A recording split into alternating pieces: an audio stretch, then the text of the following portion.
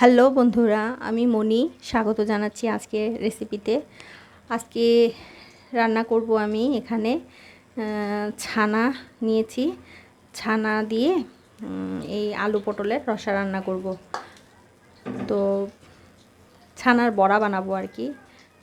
তো ছানাটাকে আমি আগেই বানিয়ে রেখেছিলাম, আর আলু আর পটলটাকে এইভাবে কেটে এটাকে একটু হলুদ লবণ দিয়ে ভেজে নিয়েছি সময় স্বল্পতার জন্য। তো এবার আমি ছানাটাকে সুন্দর করে মেখে নেব। মেখে আমি শেপ দিয়ে এটাকে বড়ার মতো করে বানিয়ে নেব। ছানাটা মাখার জন্য আমি এতে 1 চামচের মতো ময়দা দিয়ে দেব। এই তো দেখুন 1 চামচ ময়দা দিয়েছি।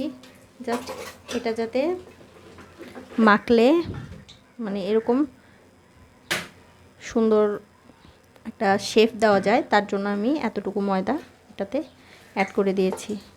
এবার আমি এতে হলুদ, লবণ আর একটু মরিচের গুঁড়ো দেব। এই তো হলুদ গুঁড়ো দিয়েছি 1/2 চামচ, আর এই তো একটু লবণ দিয়ে দিলাম, আর দেব সামান্য পরিমাণ লঙ্কা গুঁড়ো। তো এটা দিয়ে আমি সুন্দর করে যে এভাবে মেখে তারপর আমি শেপ দিয়ে বানিয়ে নেব। দেখুন, তো আমি আপনাদের বানিয়ে দেখাচ্ছি।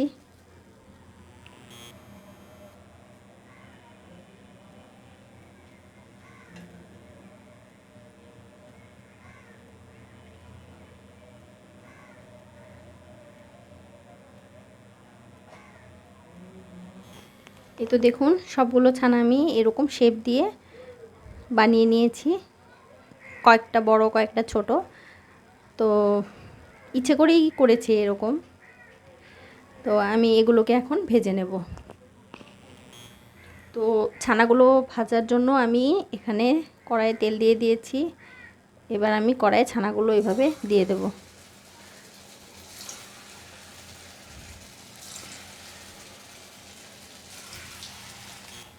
এই দেখুন তেলটা গরম ছিল। তো এই তো ছানাগুলোকে যে এক পাশ হওয়ার সাথে সাথে আরেক পাশে এরকম করে উল্টে দিলাম। এই তো এরকম লাল লাল করে সবগুলো ছানাই আমি ভেজে নেব। তো যেগুলো ভাজা হয়ে গেছে এগুলো আমি তুলে নিচ্ছি। এই দেখুন এতটুকু করেই ভেজেছি, এর থেকে বেশি লাল করিনি।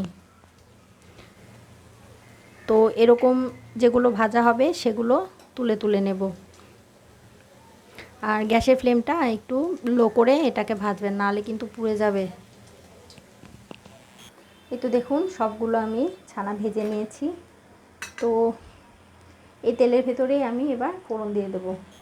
তো এবার আমি ফোড়নে এই তো তেজপাতা দিয়ে দিলাম, আর দিয়ে দিলাম গোটা জিরে।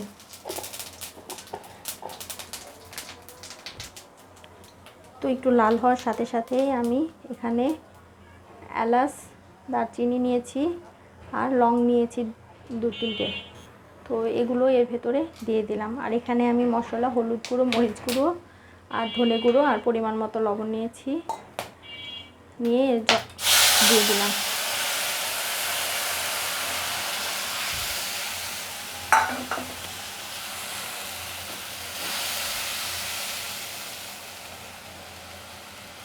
তো এবার এর মধ্যে আমি দিয়ে দেব 1/2 চামচ আদা বাটা, আর দিয়ে দেব 1/2 চামচ জিরে বাটা, দিয়ে সুন্দর করে মশলাটাকে ভাজবো। এই তো দেখুন মশলাটাকে একটু ভেজে নিয়েছি। এবার আমি এখানে দিয়ে দেব 1/2 চামচ কাজু বাদাম বাটা, দিয়ে আবার এটাকে ভাজা ভাজা করব। আর দিয়ে দেব 1/2 চামচ টক দই।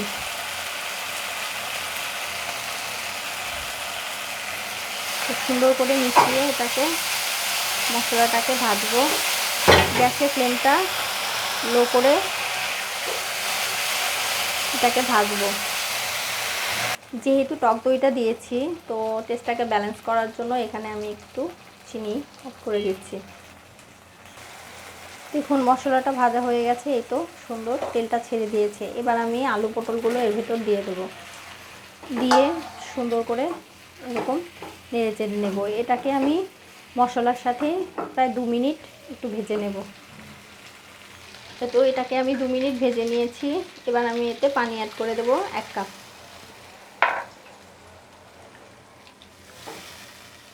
1 কাপে হবে না, আর একটু পানি অ্যাড করতে হবে। 1.5 কাপ পরিমাণ পানি দেব, দিয়ে ঝোলে বলক আসার জন্য অপেক্ষা করব। তো দেখুন আমি এখানে 1.5 কাপ পরিমাণ পানি অ্যাড করে দিয়েছি। তো ঝোলে বলক আসা পর্যন্ত ওয়েট করছি। তো দেখুন ঝোলে সুন্দর বলক চলে এসেছে। তো এবার আমি এর ভেতর ভেজে রাখা ছানাগুলো দিয়ে দেব। দিয়ে এটাকে সুন্দর করে এই যে এরকম ডুবিয়ে দেবেন।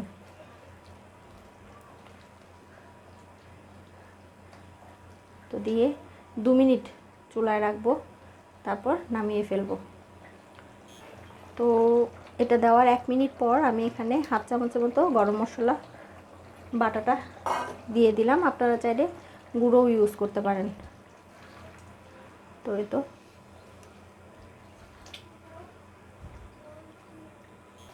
তো নামানোর আগে আমি টেস্টের জন্য 3-4টা চেরা কাঁচা লঙ্কা দিয়ে দিলাম। তো আমার এটা তৈরি হয়ে গেছে। এবার আমি আপনাদের নামিয়ে পরিবেশন করে দেখাচ্ছি। তো দেখুন তৈরি হয়ে গেছে আমার ছানা দিয়ে আলু পটলের রসা। তো এবার আমি নামিয়ে এই গরম তরকারির ভেতরেই এরকম একটু ঘি ছিটিয়ে দিলাম। তো বড় চামচের 1 চামচের মতো ঘি দিয়ে দিলাম। তো নামিয়ে ঘিটা দিলে হয় কি, এটার গন্ধটা খুব ভালো আসে, ঘিয়ের গন্ধটা খুব ভালো পাওয়া যায়। আর চুলায় রাখা অবস্থায় ঘিটা দিলে ঘিয়ের গন্ধটা বেশি পাওয়া যায় না। তো দেখুন আমার একটা ছানাও ভাঙেনি, একদম সুন্দর সুন্দর একদম পারফেক্ট হয়েছে। তো তৈরি হয়ে গেল আমার ছানার বড়া দিয়ে আলু পটলের রসা। তো আপনারা রান্নাটা যদি ভালো লেগে থাকে তাহলে প্লিজ চ্যানেলটাকে সাবস্ক্রাইব করে দেবেন, শেয়ার করবেন, কমেন্ট করবেন, লাইক করবেন, কেমন? আর সবাই ভালো থাকবেন, সবাইকে ভালো রাখবেন, আর টেস্টি খাবার রান্না করে খাওয়াবেন। আর যারা ফেসবুক থেকে দেখছেন রঞ্জনা রয়মনি, তারা প্লিজ ফলো দিয়ে দেবেন। তো আজ এ পর্যন্তই, দেখা হবে অন্য রান্নায়। টাটা।